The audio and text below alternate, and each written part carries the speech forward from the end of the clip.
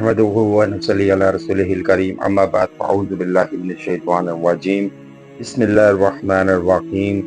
ये कर दीन इल्म विच हुंदे सर नेज़े क्यों चढ़दे हु 18,000 जो आलम आबाद ओ अगे हुसैन दे मरदे हु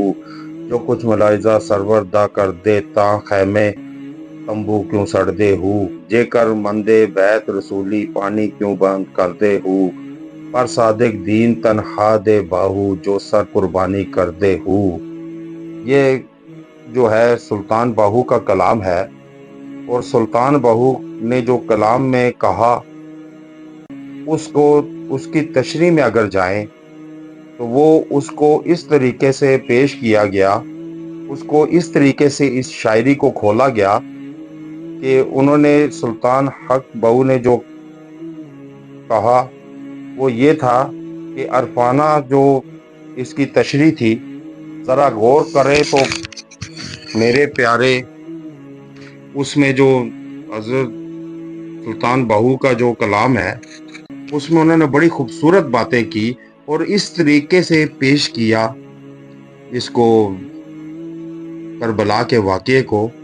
कि अगर इसको खोल के सामने उन्होंने रख दिया और उन्होंने कहा कि जो अगर ये सारे हक पर उनके साथ डट जाते तो वो कभी भी जो है वो इस तरीके से, ज़रा गौर करें मेरे प्यारे हज़रत सखी सुल्तान बाहू यहाँ अपने इन अशार में सिर्फ करबला का वाक़या बयान नहीं कर रहे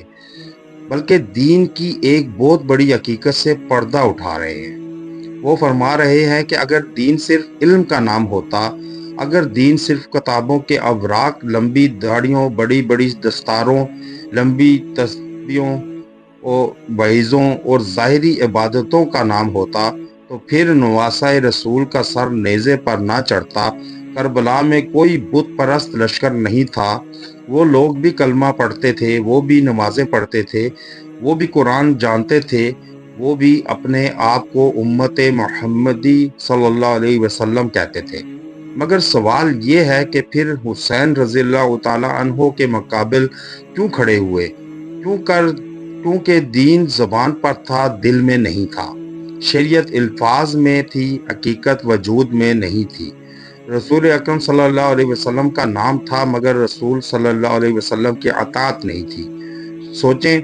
जिस नबी करीम सल्लल्लाहु अलैहि वसल्लम ने यहाँ तक तालीम दी कि जब जानवर को ज़बह करो तो उसे भी तकलीफ ना दो, छुरी तेज कर लो, उसे पानी पिला दो, उस पर रहम करो।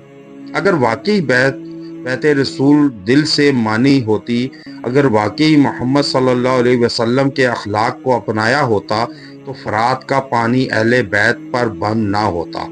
ये जो जुल्म सतम उन्होंने की है वो हरगिज ना करते अगर थोड़ा सा भी उन्होंने हजूर की अताअत को अपनाया होता।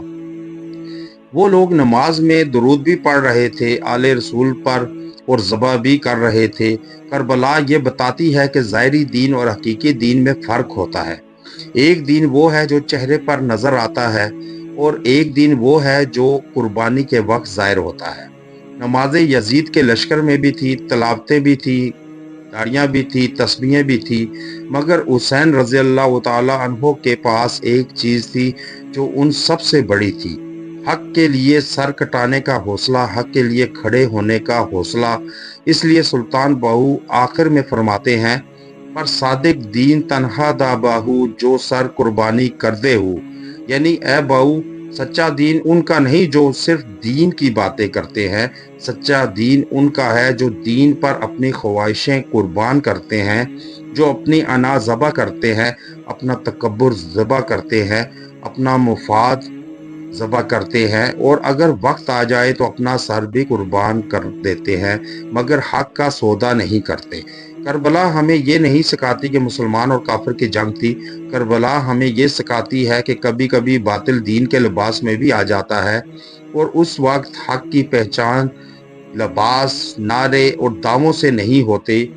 हक की पहचान कुर्बानी से होती है। जिसने हक के लिए अपने सर दे दिया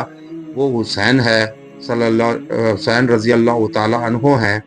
और जिसने हक के बदले अपना ज़मीर बेच दिया वो यजीदियत है। تو حسینیت اور یزیدیت آج کے دور میں بھی ہے، کیونکہ کربلا کے بعد صرف ایک ہی حق پر تھا، اور وہ تھا اہل بیت کا گھرانہ حسین رضی اللہ تعالیٰ عنہ۔ یہی وہ راز ہے جس کی طرف سلطان باہو اشارہ فرما رہے ہیں کہ دین کا وزن تسبیح کے دانوں سے نہیں، قربانی کے میزان سے ہوتا ہے۔ اب اس طریقے سے اگر دیکھا جائے، جیسے کہ سسی پنو کا واقعہ ہے کہ سسی کو اپنی بات میں سسی عشق کے صحرا میں یہ راز سیکھا ہے کہ حق ہمیشہ اکثریت کے ساتھ نہیں ہوتا، حق تو اس دل میں اترتا ہے جو خود کو مٹا کر محبوب کی رضا میں زندہ ہو جائے۔ جب میں کربلا کا ذکر سنتا ہوں تو میری روح کانپ اٹھتی ہے، مجھے یوں محسوس ہوتا ہے جیسے فرات کا پانی آج بھی ہر اس دل سے پوچھ رہا ہو کہ تم محبت کے دعوے دار تو بہت ہو، مگر اگر آزمائش آ جائے تو کیا تم بھی حسین رضی اللہ تعالیٰ عنہ کی طرح حق پر قائم رہ سکو گے؟ تو میں نے جان لیا کہ عشق صرف آنسو بہانے کا نام نہیں، عشق اپنی خواہشوں کو اللہ کے حکم کے سامنے قربان کرنے کا نام ہے۔ جو اپنے نفس کو قتل نہ کر سکے وہ حق کے لیے اپنا سر کیسے دے گا؟ مجھے تو کربلا میں ایک ہی صدا سنائی دیتی ہے کہ دین لباس سے نہیں دل پہچانا جاتا ہے، تسبیح کے دانے گننے سے پہلے اپنے نفس کے قدم گن لو،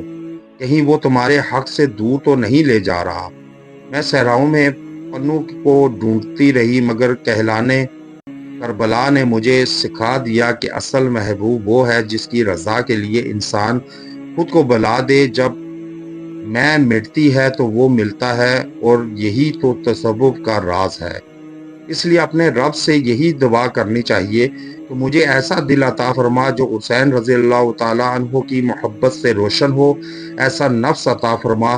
جو حق کے سامنے جھک جائے، اور ایسی روح عطا فرما جو دنیا کے ہر خوف سے آزاد ہو کر صرف تیری رضا کی مسافر بن جائے، اور اللہ تعالیٰ سب کو سمجھ بوجھ عطا فرمائے، اور صحیح معنی میں حق کا سفر کرنے کی توفیق عطا فرمائے، حق کا ساتھ دینے، حق پر ڈٹنے کے توفیق دے، کیونکہ حق پر جو ہو وہی کامیاب ہوتا ہے، جیسے یزید تھا اور حسین ہیں اور ہمیشہ رہیں گے، ہر دل میں رہیں گے۔ تو اس لیے ہمیں یہی درس ملتا ہے کربلا سے کہ حق پر رہیں، نہ حق کسی کو پر ظلم نہ کریں۔ جو ناحق ظلم کرتا ہے وہ کبھی جو ہے وہ ہسٹری نہیں بنتا، کتابوں پہ دلوں میں راج نہیں کرتا، وہ اب تھوڑے ٹائم کے لیے ہوتا ہے۔ اس لیے آپ بھی